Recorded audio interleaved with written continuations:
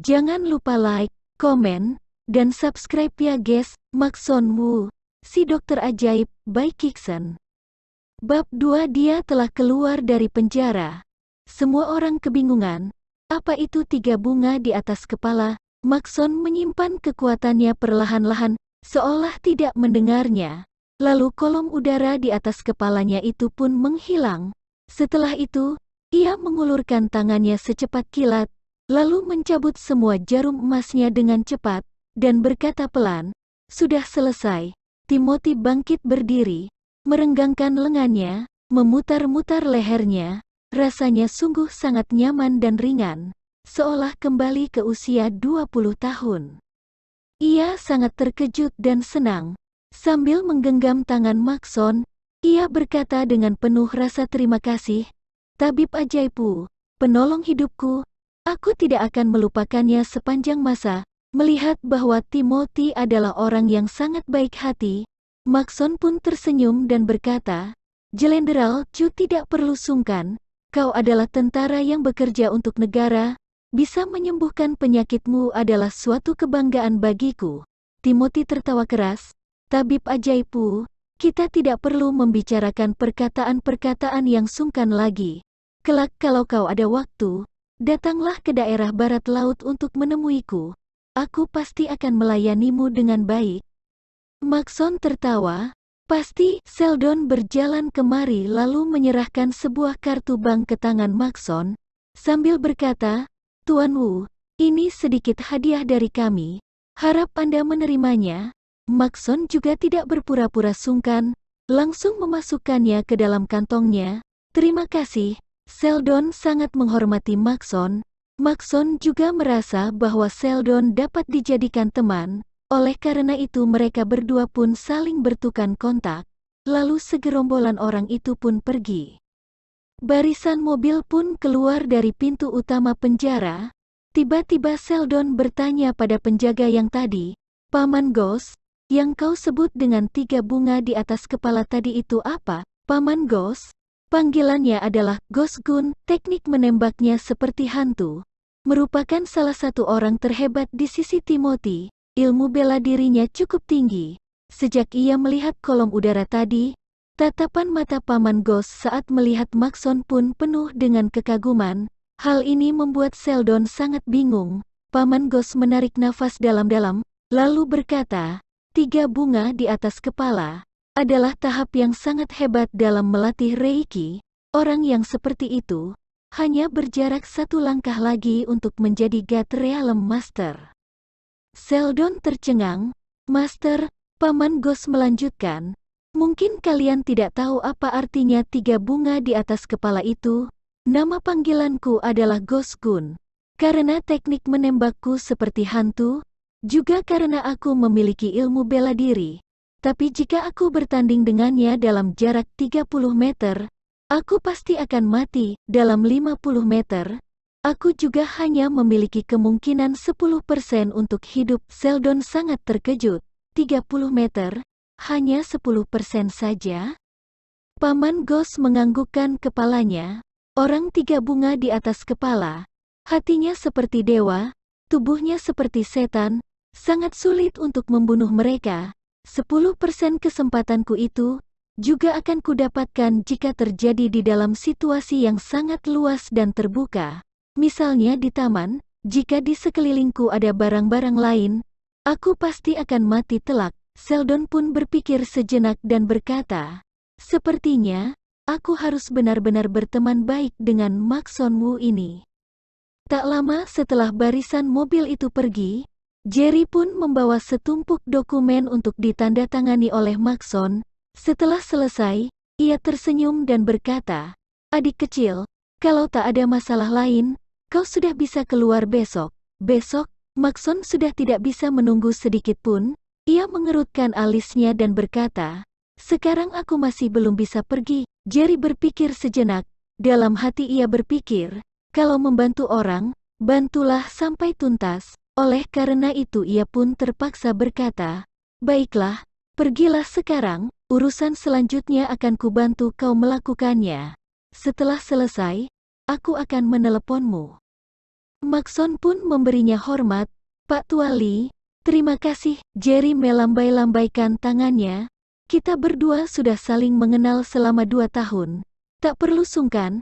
Sana, berpamitanlah pada mereka." Orang yang ingin dipamiti oleh Maxson adalah para narapidana yang ada di seluruh penjara itu. Dari para narapidana itu, setidaknya ada lebih dari setengah yang sudah pernah menerima kebaikan darinya. Dalam waktu 1 tahun lebih, sakit mah, rematik, katarak, sakit jantung, del, mereka telah membaik perlahan-lahan di bawah pengobatan Maxson. Orang-orang itu sangat berterima kasih pada Maxson. Begitu pula dengan polisi di penjara itu, banyak sekali dari mereka yang telah menerima bantuan dari Maxson.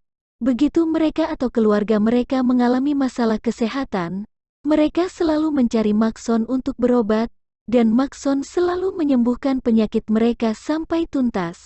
Para narapidana pun dilepas di sebuah lapangan olahraga. Berbagai macam orang ada di sana, termasuk belasan polisi penjara. Mereka semua menunggu kedatangan Maxson di sana. Begitu melihat Maxson datang, mereka langsung membungkukkan badan mereka dan memberi hormat, sambil berkata keras, "Selamat datang kembali." Awalnya Maxson merasa sedikit terharu. Namun begitu mendengar ucapan itu, ia segera memaki, "Sial," karena para polisi takut terjadi keributan. Acara pelepasan itu pun dilakukan dengan sangat sederhana. Setelah mereka semua berpamitan dan mengucapkan selamat tinggal, para polisi pun membawa mereka kembali ke penjara lagi. Terakhir yang mengantarkan Maxson keluar, hanya Jerry dan beberapa bawahan terkedatnya saja. "Adik kecil, begitu kau pergi, sangat sulit untuk bertemu denganmu lagi. Kalau ada apa-apa, telepon saja. Yang bisa kubantu pasti akan kulakukan," kata Jerry dengan sepenuh hati. Maxson mengusap-usap hidungnya. "Baik, kalau aku ada waktu aku akan menemuimu. Oh ya, resep yang kuberikan padamu itu, harus tetap kau minum. 3 bulan kemudian baru boleh berhenti." Setengah tahun yang lalu Jerry mengidap tumor ganas. Maxsonlah yang menariknya kembali dari tangan dewa kematian secara paksa. Oleh karena itu dia adalah orang yang paling berterima kasih terhadap Maxson. "Aku tahu, aku masih terus meminumnya," kata Jerry tertawa. Setelah keluar dari pintu penjara, Jerry mengeluarkan sebuah kartu bank dan ia berikan pada Maxson. Maxson tercengang. "Apa maksudnya?" Jerry tersenyum dan berkata, "Adik kecil, di dalam sini ada 200.000 RMB dari para rekan polisi. Tidak banyak, tapi ini adalah hadiah kecil dari kami. Anggap saja ini adalah hadiah untuk kau menikah nanti. Tapi, kalau kau benar-benar menikah nanti, jangan lupa untuk mengundang kami." Maxson merasa sangat terharu. Jerry Lee ini, orangnya sangat licik, tapi dia juga memiliki sisi yang baik. Ia pun tidak sungkan dan menerima kartu itu. Jerry mengeluarkan secarik kertas lagi pada Maxson. Di atasnya tertulis sebuah alamat, serta nomor telepon. Dengan serius ia berkata, "Adik kecil, ini adalah kontak cucu perempuan dari seorang pebisnis besar. Aku susah payah untuk ingin memperkenalkannya denganmu. Kalau kau dapat menyembuhkannya, bayarannya minimal 7 juta RMB loh." Hati Maxson tergerak, ia menerima kertas itu, dan berkata, "Terima kasih." Lalu, sampaikan ucapan terima kasihku kepada mereka. Tak usah mengantarku, aku pergi dulu. Dia adalah orang yang sangat santai. Lalu ia pun langsung pergi. Maxson memesan sebuah taksi dari handphone. Ia menyuruh sang supir untuk menuju ke arah stasiun bus. Perjalanannya sekitar 2 jam. Meskipun dia telah hidup di dalam penjara selama 2 tahun, tapi dia selalu memiliki handphonenya. Tidak hanya handphone, bahkan ruang selnya di dalam penjara memiliki 2 kamar dan 1 ruang tamu. Perabotannya juga sangat lengkap, mobil pun menyala. Dalam hati Maxson berkata, akhirnya pulang juga. Matanya penuh dengan kerinduan dan kebencian. Ingatannya pun kembali ke 2 tahun lalu. Saat itu dia adalah seorang mahasiswa semester ketiga. Nilai akademiknya sangat bagus. Namun, Hari tak berjalan seindah harapannya. Ayahnya tertabrak oleh sebuah mobil yang melebihi batas kecepatan dalam perjalanannya ke kantor, dan langsung meninggal di tempat. Yang menyetir adalah seorang anak konglomerat bernama Troy Song.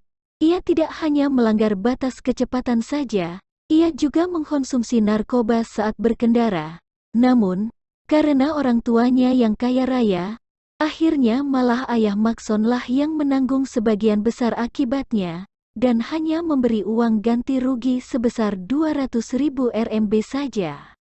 Troy Song yang menabrak orang karena melebihi batas kecepatan dan mengkonsumsi narkoba saat berkendara itu tetap saja berhura-hura di luar sana, karena ada orang yang akan selalu melindunginya. Maxon merasa hal ini terlalu aneh, oleh karena itu ia mulai menyelidikinya. Saat ia menyelidikinya, ia dikejar-kejar dan ingin dibunuh oleh segerombolan orang yang tidak tahu identitasnya. Dalam keributan itu, Maxon merebut sebilah pisau dan membuat salah satu dari mereka terluka parah. Dirinya sendiri juga terluka. Darahnya menetes ke giok di dadanya itu, dan mengaktifkan larangan di dalamnya. Setelah itu ia pun mendapatkan sebuah warisan kuno dari sejarah lama yang sangat tak terkalahkan, serta sebuah kemampuan spesial, Eye of Dimension. Eye of Dimension ini memiliki kemampuan untuk melihat tembus pandang, dapat melihat nadi, aliran darah, daging, saraf, juga dapat melihat kehidupan yang tidak termasuk dalam dimensi realita, misalnya dewa dan Buddha, siluman dan setan. Warisan dalam giok itu termasuk ilmu kedokteran, ilmu sihir, ilmu perang, ilmu bela diri, dan sebagainya. Sungguh sangat banyak, tidak dapat diungkapkan dengan kata-kata. Maxon terkejut akan informasi yang ada di kepalanya itu, tercengang di tempat, sampai akhirnya ada orang dari kepolisian yang langsung menangkapnya di sana. Pengadilan menuntutnya, menjatuhinya hukuman dengan tuduhan berkelahi dan melukai orang lain dengan sengaja. Ia dihukum 7 tahun penjara. Setelah masuk ke dalam penjara, Maxon malah memiliki waktu untuk fokus meneliti warisan sejarah kuno ini. Ia mempelajari ilmu kedokteran dan bela diri, dan dalam setengah tahun, ia pun menjadi tabib ajaib di dalam penjara. 1 tahun kemudian, bahkan orang di luar penjara pun juga turut datang untuk berobat padanya. Dia tidak menginginkan biaya pengobatan, hanya menginginkan peringanan hukuman saja. Hal ini membuatnya memiliki posisi yang tidak biasa. Bahkan Larry Lee sang kepala penjara pun juga sangat sungkan padanya, menjadi sahabat baik dengannya. Tentu saja, jika dibandingkan dengan ilmu kedokteran, ilmu bela dirinya lebih hebat. Tapi belum pernah ia tunjukkan. Orang-orang di dalam penjara hanya tidak tahu saja. Mama, adik, aku akan segera kembali. Juga Laurel, kau telah menungguku selama 2 tahun. Aku, Maxon Wu pasti akan memperlakukanmu dengan baik. Lalu, Troy Song, kau telah menabrak ayahku sampai mati. Aku pasti akan membuatmu hidup bagaikan orang mati, kata Maxon dalam hati. Tatapan matanya terkadang lembut dan terkadang keji. Ditunggu bab selanjutnya ya. Semoga kalian terhibur, dan jangan lupa dibantu like dan subscribe-nya guys. Terima kasih sudah menonton.